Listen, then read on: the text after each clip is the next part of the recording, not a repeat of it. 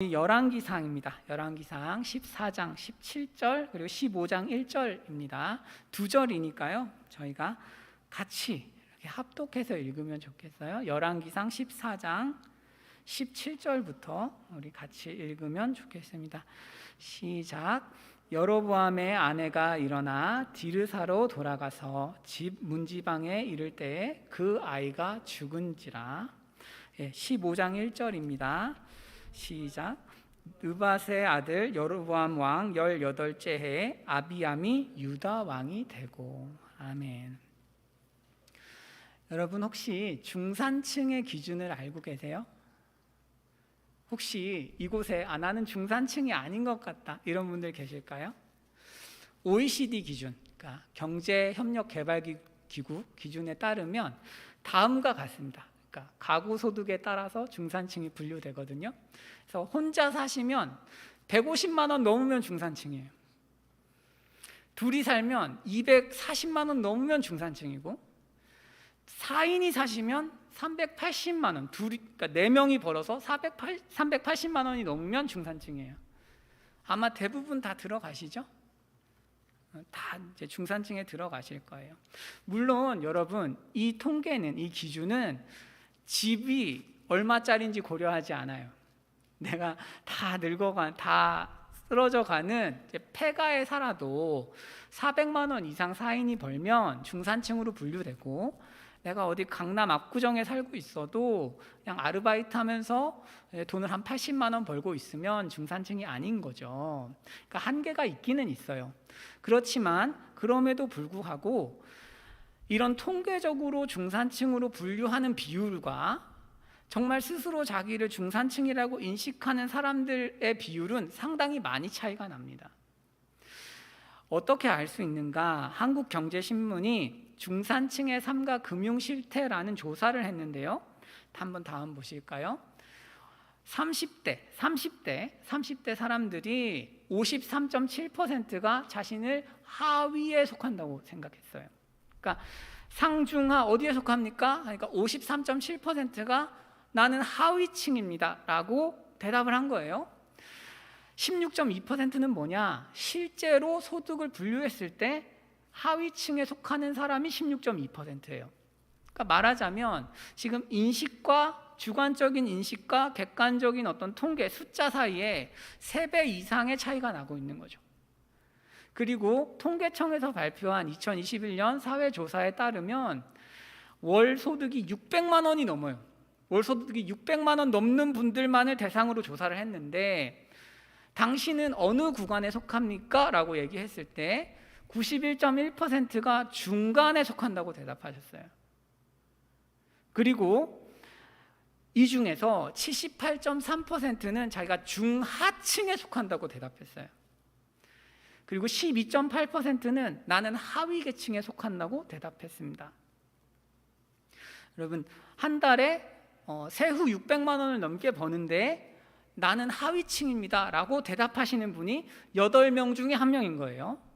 그러니까 우리가 실제 기준과 그 객관적인 기준과 자신의 삶을 생각하고 해석하는 것이 굉장히 많은 차이가 난다라고 할 수 있죠. 여러분, 우리가 이 통계를 보면서, 여러분, 저는 이 말씀을 전하면서 여러분들 이렇게 집중하는 걸 본 적이 없어요. 야, 그렇죠? 역시 돈 문제가 참 무섭다, 그죠? 자, 웃고 넘어갑시다. 자, 그런데 우리가 이걸 보고 다양한 해석이 가능하겠지만, 이 조사는 적어도 우리에게 무엇을 가르쳐 주냐 하면, 우리가 현실을 인식하는 능력이 그렇게 정확하지 않다는 것을 보여줄 수 있죠. 착각의 늪에 빠지는 거죠. 인간이라는 존재가. 사실 사람은 자기 욕망을 투사해서 현실을 해석하는 경향이 있습니다. 그렇죠. 그런데 이런 경제적인, 사회적인 그런 계층과 관련해서 자신을 오해하는 건 사실 큰 문제는 아닌 것 같아요. 물론 열등감이 생길 수 있겠지만, 하지만 우리가 정말 위험한 것은 무엇이냐면 하나님과의 관계에서의 왜곡입니다. 우리는 마치 하나님과의 관계에서 엄청나게 많은 은혜를 받으면서도 하나님이 나에게 해준 것이 없어 라고 생각하고 그렇게 삶을 이해할 위험이 있는 것이죠. 마치 연봉을 엄청나게 많이 받으면서도 나는 하위 계층이야 라고 생각하듯이, 인간이라는 존재가 하나님께 은혜를 엄청나게 받으면서도 하나님이 나에게 무엇을 해주었는가 라고 질문할 수 있는 존재고, 그 가운데서 불평할 수 있는 존재라는 것입니다. 실제로 말라기에서도 하나님이 나에게 무엇을 해주셨습니까? 라고 묻지 않습니까? 하나님이 모든 걸 해주셨어도 인간은 자신의 어떤 욕망에 따라서 하나님이 움직여 주시지 않는 것 같고, 내 눈에 뭔가 보이는 무엇을 해주시지 않으면 하나님이 나에게 무엇을 해주지 않았다라고 불평할 수 있는 존재인 거죠. 그래서 오늘 본문을 살피면서 우리가 흔히 빠지는 착각들을 살펴보고 이 왜곡을 교정하려고 합니다. 오늘 본문 여로보암과 르호보암 본문을 우리가 이렇게 좀 꼼꼼하게 이제 살펴보면 좋겠어요. 여러분, 12장 13장에서 여로보암이라는 인물은 하나님께서 많은 은혜를 주셨지만 절대로 반응하지 않는 인물이었습니다. 맞나요? 그렇죠. 여로보암은 하나님의 약속대로 왕이 되었지만 그럼에도 불구하고 절대로 하나님을 섬기지 않는 그런 악한 왕입니다. 이제 14장에 이르면 여로보암의 말년에 관해서 이야기를 하는데 한번 살펴보겠습니다. 1절입니다. 1절에 이렇게 시작하죠. 그때 여로보암의 아들 아비야가 병든지라. 아들이 병들었어요. 아들이 병들면 사실 별 생각이 다 들겠죠. 그래서 여로보암이 아히야가 생각난 거예요. 원래 여로보암은 아히야라는 하나님의 선지자를 절대 찾아가는 사람이 아닙니다. 싫어요. 왜냐하면 아히야라는 사람이 왕이 될 것을 예언하기는 했어요. 그래서 말씀에 능력이 있는 것은 알지만 아히야가 분명히 다윗 언약에 충성하라고 했어요. 그러니까 다윗 언약이 아니고 죄송합니다. 하나님의 법에 충성하라고 했어요. 그러니까 여로보암은 하나님 말씀대로 왕이 된 건 좋지만 하나님 말씀대로 순종하는 건 또 싫거든요.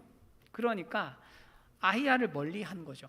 아히야를 멀리 했는데 막상 아들이 아프니까 아히야를 찾아가고 싶은 것이죠. 아히야한테 물어보고 싶다. 그런데 왕으로서 체면이 있고 이러니까 고민을 하다가 변장을 시킵니다. 아내한테 변장을 하고 아히야를 찾아가라 이렇게 이야기를 하죠. 한번 2절 제가 읽겠습니다. 여로보암이 자기 아내에게 이르되 청하건대 일어나 변장하여 사람들이 그대가 여로보암의 아내임을 알지 못하게 하고. 그러니까 왕으로서의 체면이 있는 거예요. 체면이 있고 그렇다고 아히야에게 그동안 내가 잘못했습니다 이런 얘기하기도 싫은 거죠. 진실은 알고 싶고.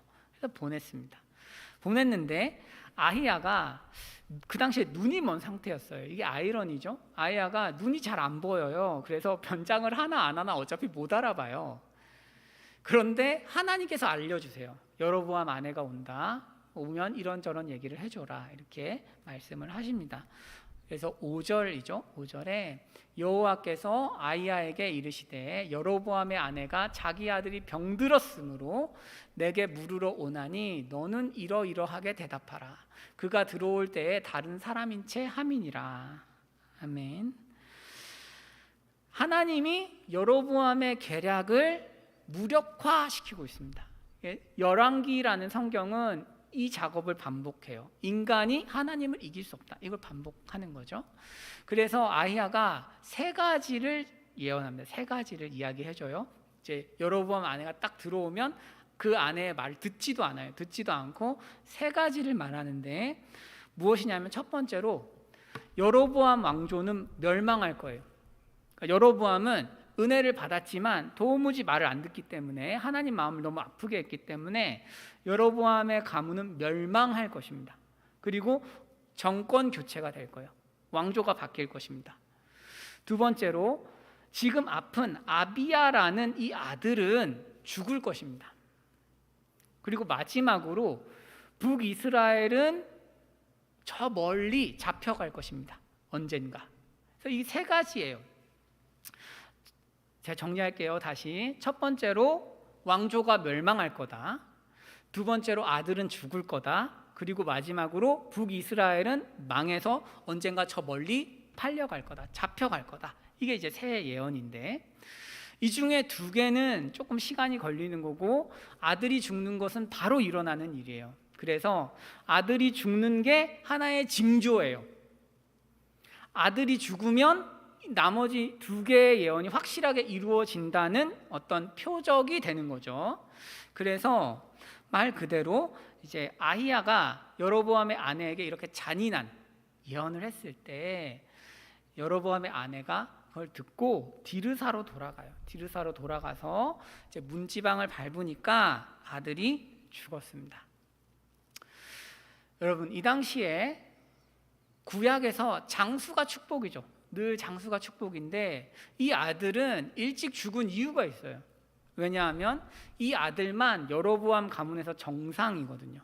이 아들만 하나님을 향해서 선한 뜻을 품었기 때문에 하나님께서 일찍 데려가셔서 장례라도 제대로 해주겠다는 거예요. 왜냐하면 여로보암 집의 남자들은 시체가 장례해줄 사람이 없게 될 것이기 때문입니다. 좀 쌀벌한 우리 말씀 한번 보실까요? 11절입니다. 11절에 이렇게 써 있어요.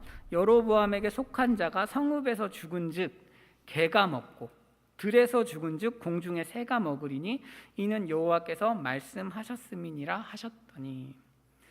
하셨나니. 이해 가시죠? 그러니까 여로보암의 아들 아비야는 그래도 하나님께 충성했고 하나님에 관심이 있는 사람이에요. 그러니까 하나님께서 얘를 일찍 데려가신 거예요. 자, 그래서 이 여로보암 이야기는 어떻게 끝나는가 하면 이제 이렇게 끝납니다.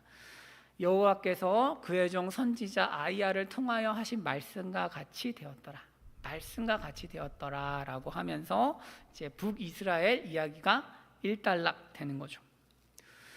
이렇게 이야기를 마친 이후에 성경은 그 다음 남유다 이야기를 해요.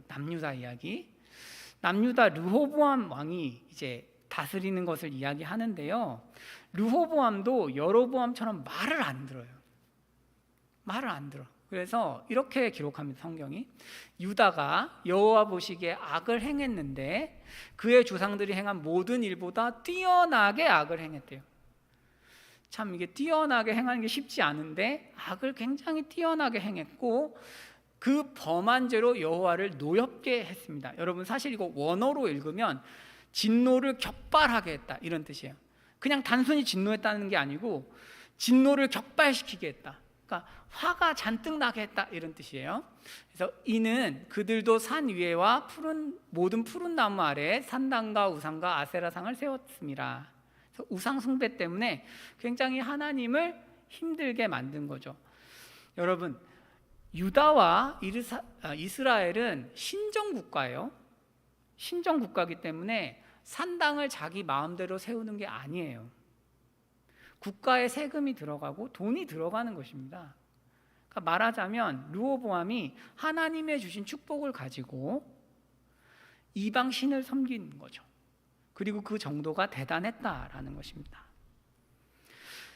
이렇게 행동을 하니까 하나님께서 어떻게 반응하세요? 르호보암 왕을 징계하십니다. 이 당시에 이집트 왕조가 교체돼요. 여러분, 발음이 좀 어려워요. 쇼생크 탈출이라는 영화 아시죠? 네, 그게 발음을 하면 시삭이에요. 여기 나오면 시삭인데, 그러니까 시삭 왕조가 된 거예요. 그래서 르호보암 왕 제5년에 애굽의 왕 시삭이 올라와서 예루살렘을 치고 여호와의 성전의 보물과 왕궁의 보물을 모두 빼앗고 또 솔로몬이 만든 금 방패를 다 빼앗아 갔어요. 징계죠. 돈을 빼앗아 간 거예요.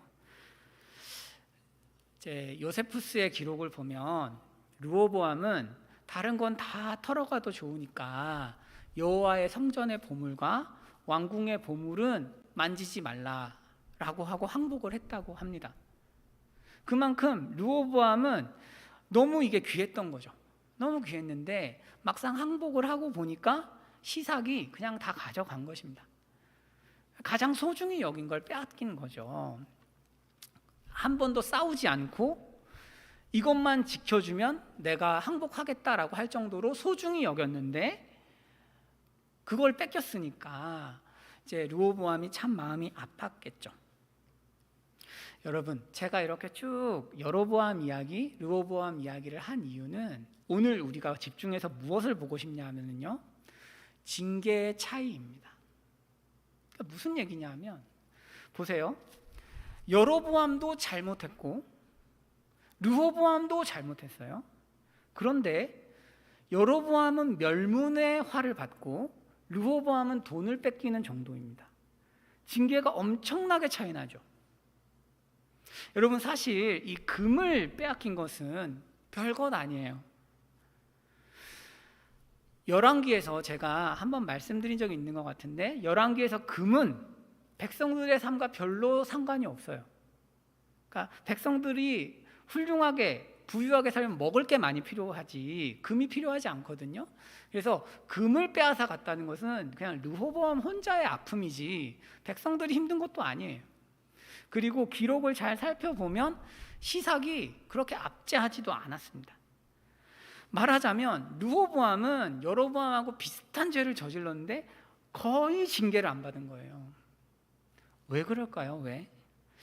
혹시 르호보암이 별로 잘못을 안 했기 때문인가? 여러분, 이 14장을 잘 비교해 보면 차이가 있는데 어떤 차이가 있는가 하면, 북이스라엘을 묘사할 때는 남색하는 자가 있었다는 표현이 없어요. 남유다의 우상숭배를 이야기할 때는 남색하는 자가 있었다는 표현을 쓰거든요. 말하자면 적어도 성경의 기록에 따르면 남유다가 한층 더, 한 걸음 더 우상숭배를 했어요. 그리고 북이스라엘을 향해선 하나님이 진노하셨지만 남유다를 향해선 아까 제가 말씀드린 대로 진노를 격발하셨습니다.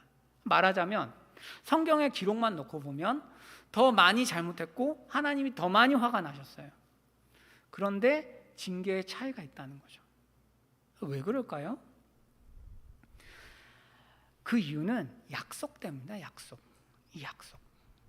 그러니까 이 다윗 언약을 소유하고 있느냐 없느냐의 차이인 거죠. 그러니까 다윗 언약을 소유하고 있는 남유다는 하나님이 이렇게 약속하셨어요.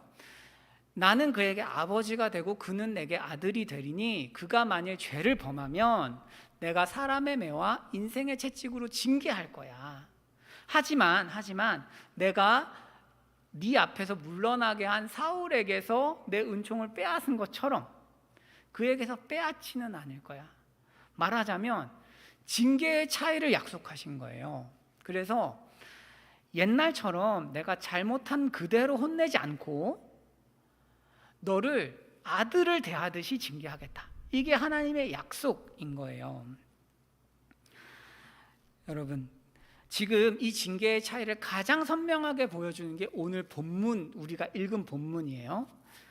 여러분, 이 15장 1절에 아비얌이죠. 르호보암 아들이 아비얌인데 역대기에 아비야로 나와요.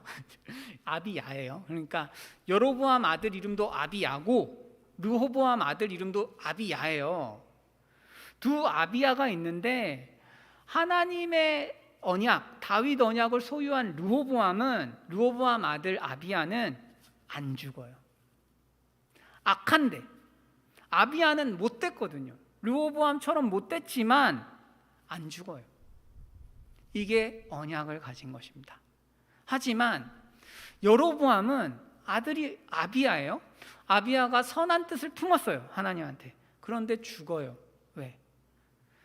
다윗 언약을 가지고 있지 않기 때문이죠.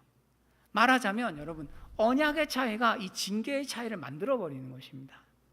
여러분, 제가 지금까지 이렇게 설명드린 이유는 우리가 이런 수혜를 받고 있기 때문이에요. 우리를 향해서 하나님께서 주신 언약의 내용을 좀 아는 게 필요한 것 같아요.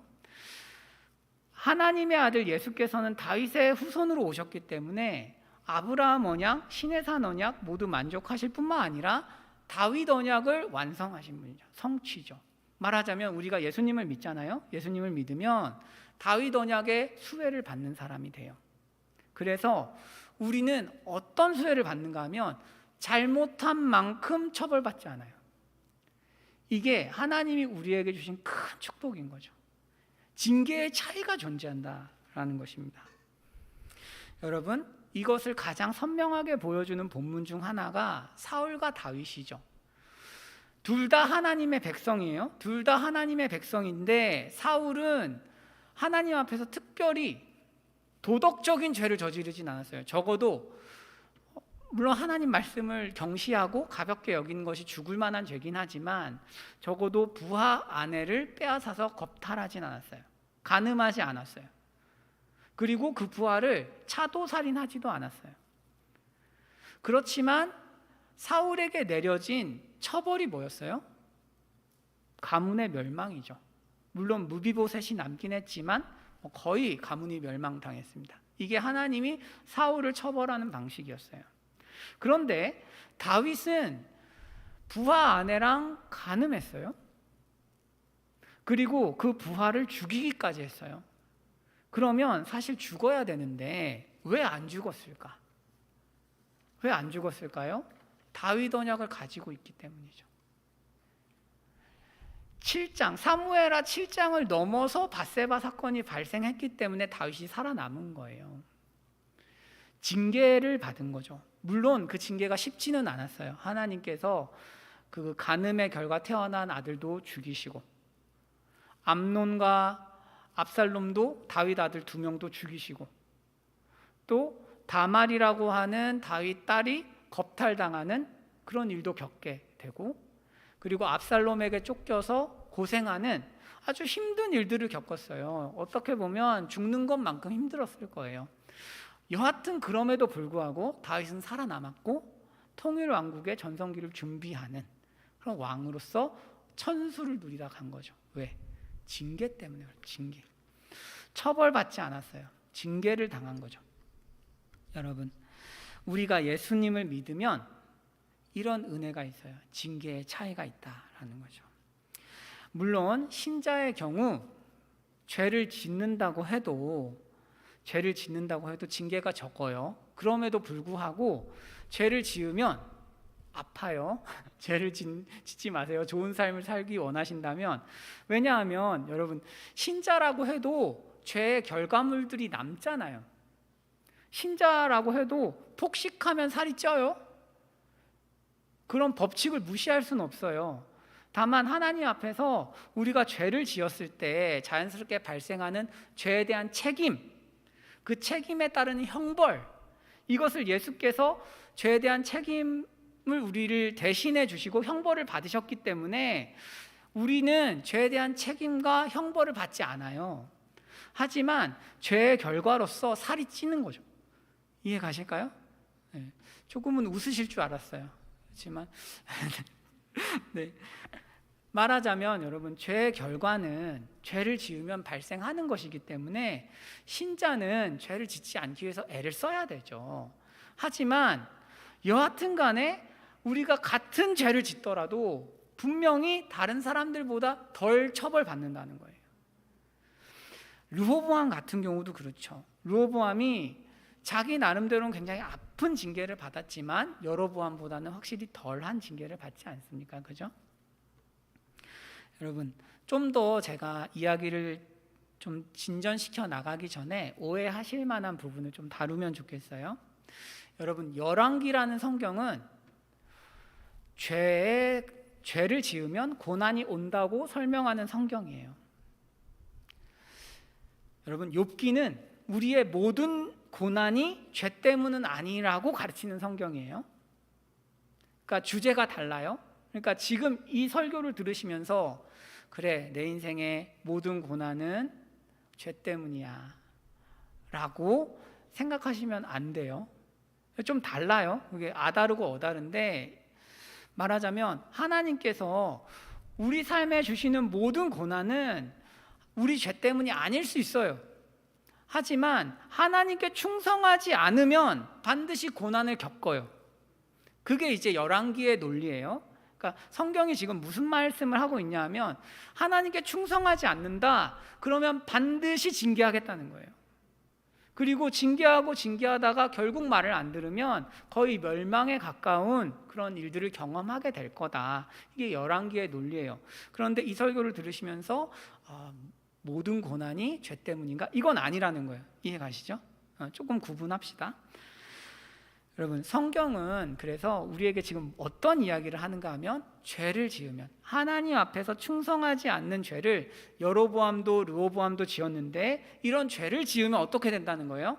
고난을 받는다, 징계를 받는다는 거죠. 어떤 징계? 경감된 징계를 받죠. 다윗 언약을 가지고 있으니까 경감된 징계를 받아요. 그래서 우리가 하나님 앞에서 고난을 받을 때 성경은 이런 태도를 취하라고 이야기해요. 어떤 태도를 취하라고 하냐면, 죄악의 형벌을 기쁘게 받아라, 이렇게 말이죠. 기쁘게 받으라는 거예요. 여러분, 삶의 어려움이 올 때, 하나님께 충성하지 않아서 내게 어떤 어려움이 왔을 때 하나님께서 요구하시는 태도가 있다는 거예요. 어떤 태도예요? 기쁘게 받는 거예요. 어렵지만, 내 죄 때문에 발생한 아주 나쁜 일이지만 기쁘게 받으라는 거예요. 그러면 회복을 주시겠다는 거죠. 여러분, 우리 삶에 하나님께 충성하지 않아서 내가 지금 경험하고 있는 어려운 문제들이 있다면, 여러분, 억울해 하시면 안 돼요. 투덜거리면 안 됩니다. 그러면 징계가 계속돼요. 끝나지 않아요. 하나님이 정하신 법칙은 기쁘게 받으라는 거죠.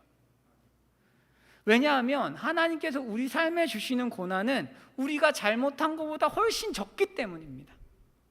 훨씬 적은데 우리가 오해하는 거죠. 하나님이 나에게 가혹하다, 내가 저지른 죄에 대해서는 굉장히 무감각하고, 하나님의 마음을 아프게 한 것에 대해서는 굉장히 무관심하면서, 내게 하나님께서 조금만 징계를 주시면 하나님이 가혹하다, 이런 식으로 생각하는 거죠. 그걸 뭐라고 부릅니까?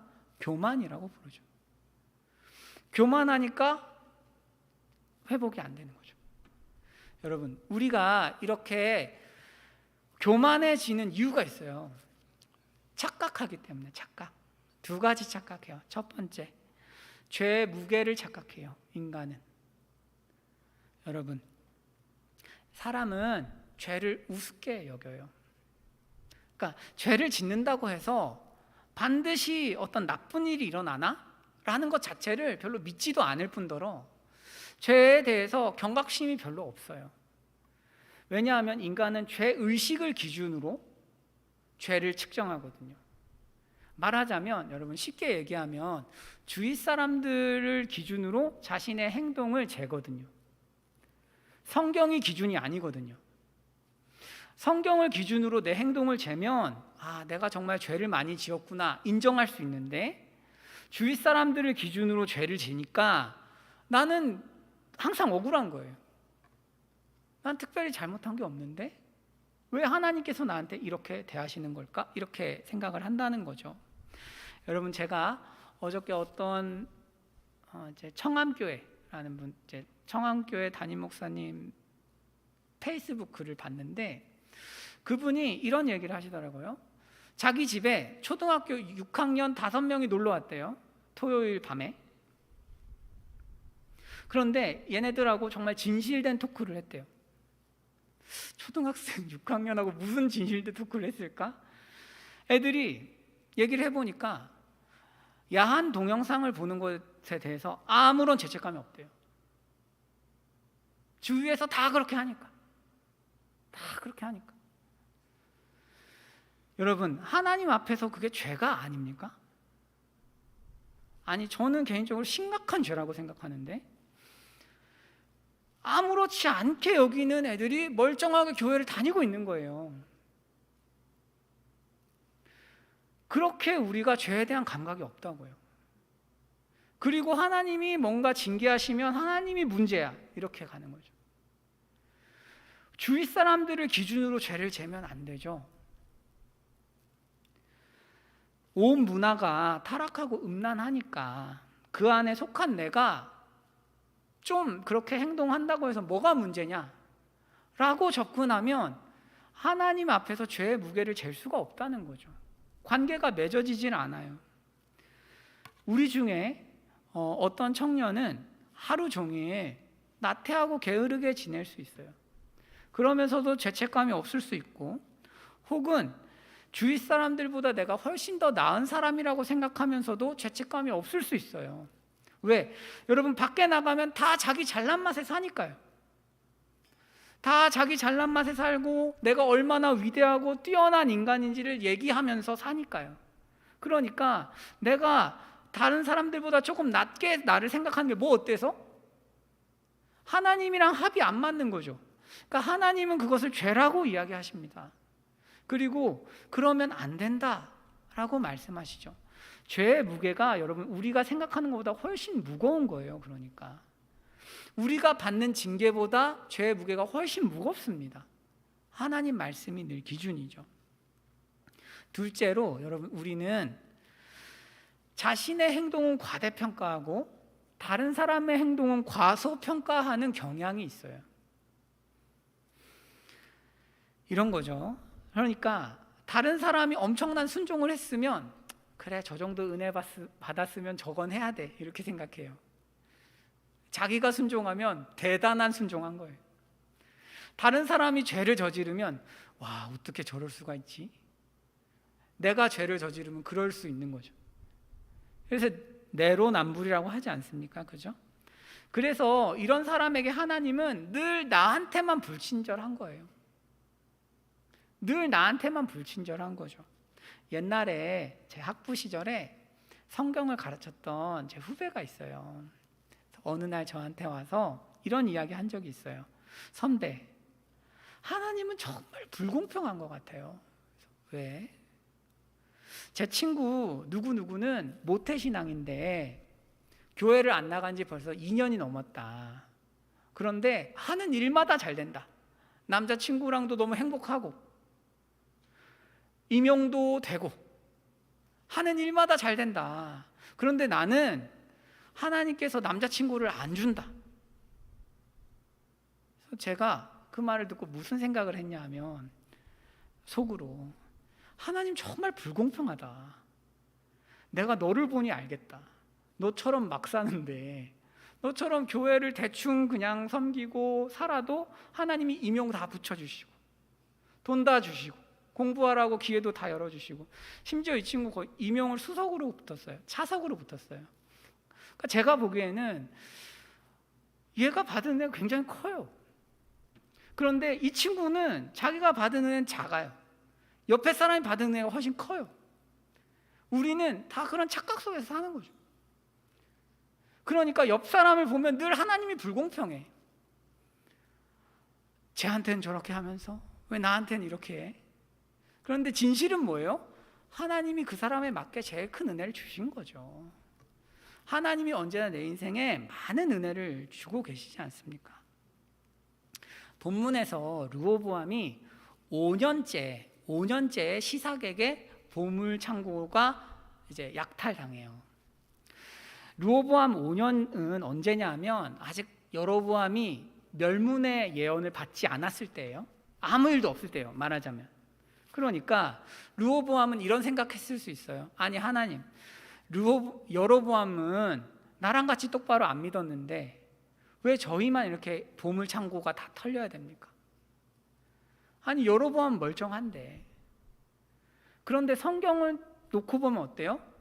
르호보암이 은혜를 받은 거죠. 은혜를 더 받은 거죠.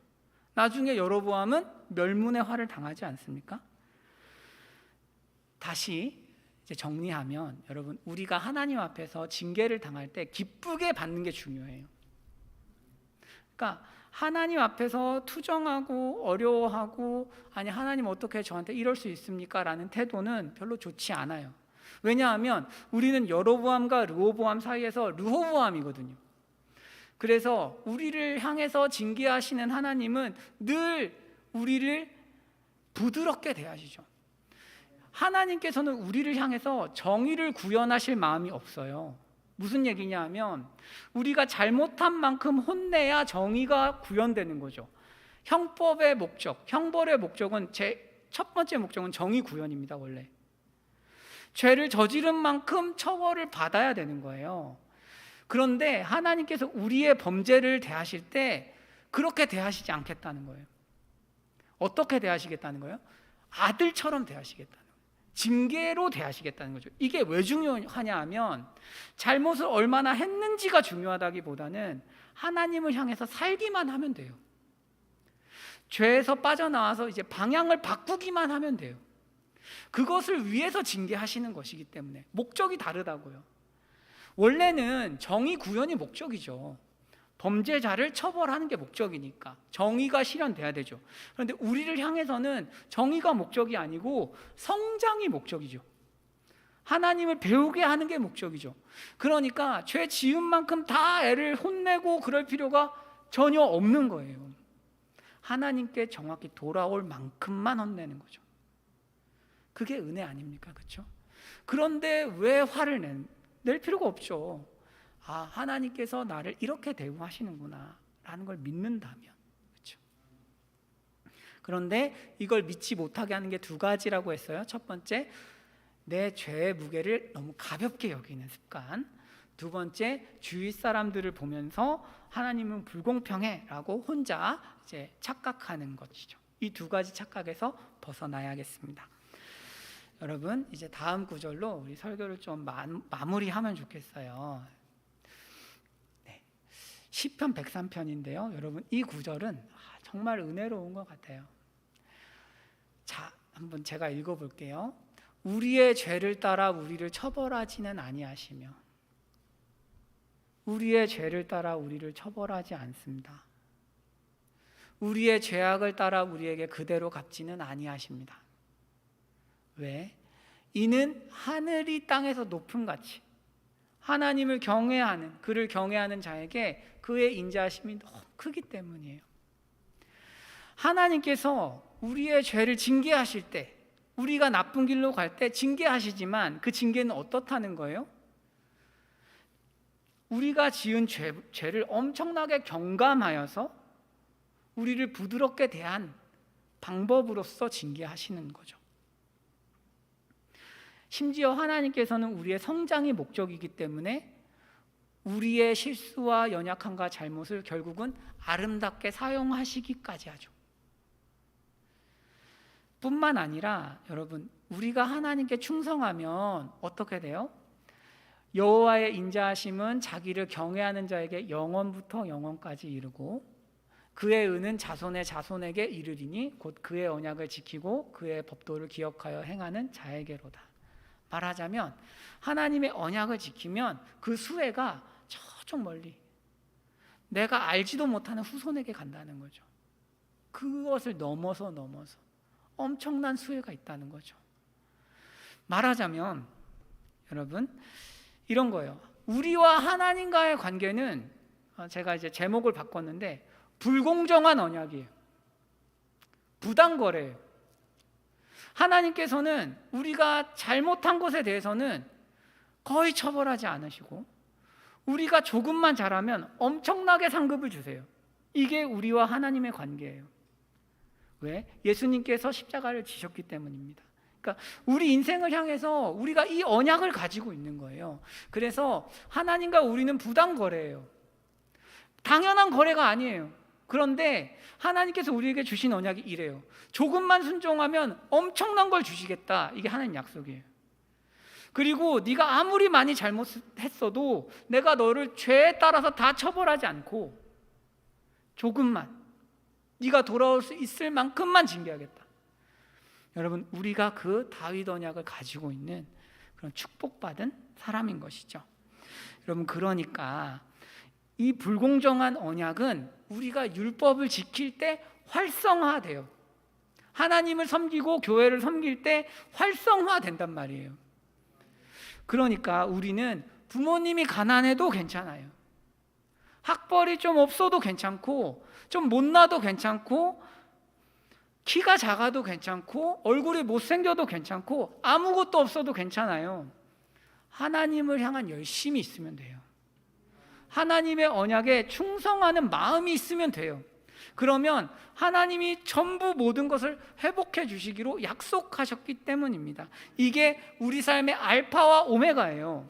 그러니까 예배를 드리는 것도 여러분, 예배를 지키면 사람들이 손해본다고 생각해요.